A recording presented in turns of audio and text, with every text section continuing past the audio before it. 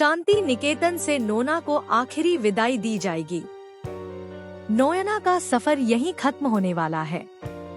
जी हाँ दोस्तों, सास भी कभी बहू थी का आने वाला ट्विस्ट बेहद शॉकिंग और दिल दहलाने वाला है। नोयना की हालत अब बहुत गंभीर है और उसका स्वास्थ्य तेजी से बिगड़ रहा है। दरअसल उसके मुंह से बार बार खून आ रहा है और यह देखकर हर कोई परेशान है। नोना खुद भी डर और बेचैनी में है, लेकिन अपने डर को किसी पर जताने की हिम्मत नहीं कर पा रही। जब वह डॉक्टर को बुलाती है तो डॉक्टर कहते हैं कि यह कभी कभी सामान्य हो सकता है, क्योंकि कभी इन्फेक्शन होता है, कभी खांसी या खाने पीने की वजह से ऐसा हो सकता है। लेकिन अगर आराम नहीं मिलता तो टेस्ट करना बेहद जरूरी है। नोना अपने डर को छुपाते हुए कहती है कि अब टेस्ट कर ही लेना चाहिए, क्योंकि बार बार खून आना किसी सामान्य समस्या का संकेत नहीं है। इसी बीच नोना का एक और बड़ा ड्रामा सामने आता है। गौतम को पता चल जाता है कि नोयना और मिहिर के बीच उस रात कुछ नहीं हुआ था। लेकिन जैसे ही वह यह सच्चाई शांति निकेतन में बताने आता है, नो उससे सबसे पहले मिलती है। नो जिस एटीट्यूड और घमंड के साथ खुद को डिफेंड करती है, वह देखकर गौतम का गुस्सा 7वें आसमान पर पहुंच जाता है। गौतम कहता है कि जिस घमंड और चालाकी के साथ तुम यहाँ रह रही हो और मेरी माँ की जगह लेने की कोशिश कर रही हो, वह नामुमकिन है। मेरे पास तुम्हारे खिलाफ ऐसे सबूत हैं कि तुम कभी खुद को इनोसेंट साबित नहीं कर सकती।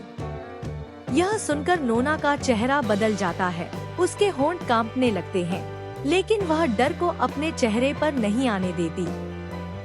फिर क्या होता है, नोना गौतम को रिश्वत देती है।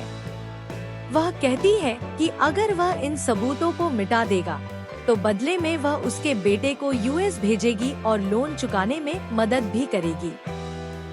गौतम अंततः मान जाता है, लेकिन यहाँ एक नया ट्विस्ट आता है। नोना अब खुद को बचाने के लिए कुछ भी कर सकती है। वहीं दूसरी तरफ मिहिर और तुलसी का रिश्ता भी अब संकट में है। तुलसी ने मिहिर को अभी माफ नहीं किया है और वह लगातार सोचती रहती है कि क्या मिहिर वास्तव में निर्दोष है। बच्चों और परिवार के लिए यह फैसला करना बेहद मुश्किल होता है। तुलसी को तय करना होगा कि वह शांति निकेतन में मिहिर के पास लौटेगी या नहीं। इसी बीच नोयना की बीमारी और तेजी से बढ़ती है। अब नोयना को गंभीर बीमारी का सामना करना पड़ेगा। उसका ब्लड टेस्ट शॉकिंग रिजल्ट देता है। डॉक्टर उसे बताते हैं कि उसकी बीमारी बहुत गंभीर है और उसका समय अब सीमित है। यह सुनते ही पूरे परिवार में हड़कंप मच जाता है। यहाँ तक कि मिहिर और तुलसी दोनों की आंखों में डर और चिंता दिखाई देती है। नोयना के लिए यह आखिरी सफर होने वाला है। वह धीरे धीरे परिवार से दूर होती है, लेकिन अपने आखिरी दिनों में भी वह ड्रामा करना नहीं भूलती। नोना गौतम और मिहिर दोनों को परेशान करती रहती है, लेकिन अंततः उसकी मृत्यु अवश्य होने वाली है। फाइनल ट्विस्ट तब आता है जब नोयना का डेथ ट्रैक दिखाया जाता है। शांति निकेतन में मिहिर, तुलसी और पूरा परिवार मिलकर नोयना को आखिरी विदाई देते हैं। यह दृश्य भावनात्मक और दिल दहलाने वाला होता है। नोना के जाने के बाद परिवार में शांति लौटती है, लेकिन दर्शकों के लिए यह एक भावनात्मक झटका होता है। लेकिन ट्विस्ट यहीं खत्म नहीं होता।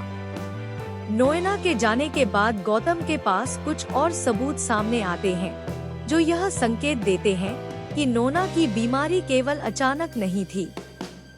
कहीं कोई साजिश तो नहीं चल रही थी।